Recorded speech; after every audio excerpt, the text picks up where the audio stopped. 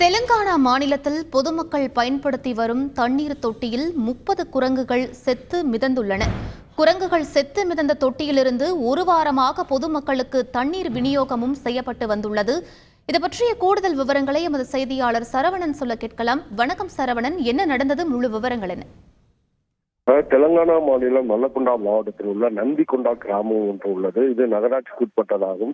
இந்த கிராமத்தில் 5000க்கும் மேற்பட்ட பொதுமக்கள் வசித்து வருகின்றனர். இவர்களுக்கு குடிநீர் தேவைக்காக அங்கேயே ஒரு சிறிய அளவிலான ஒரு குடிநீர் தொட்டி அமைக்கப்பட்டு அந்த தொட்டியில் இருந்து பொதுமக்களுக்கு குடிநீர் வழங்கப்பட்டு வருகிறது. கடந்த ஒரு வார காலமாக அந்த குடிநீர் நீரில் சில துர்நாற்றம் வீசுவதாக பொதுமக்கள் நகராட்சி ஊழியர்களுக்கு தகவல் தெரிவித்தார். இந்த நிலையில் நேற்று மாலை வந்த நகராட்சி ஊழியர்கள் அந்த தண்ணீர் தொட்டியை திறந்து பார்த்தபோது அந்த தண்ணீர் தொட்டிக்குள் 30க்கும் மேற்பட்ட குரங்குகள் அழுகிய நிலையில் இறந்து கிடந்தன. இதனை பார்த்த ஊழியர்கள் உடனடியாக தண்ணீரை நிறுத்திவிட்டு விநியோகிக்கப்பட்ட தண்ணீர் நிறுத்திவிட்டு அந்த குரங்குகளை வெளியே எடுத்தனர்.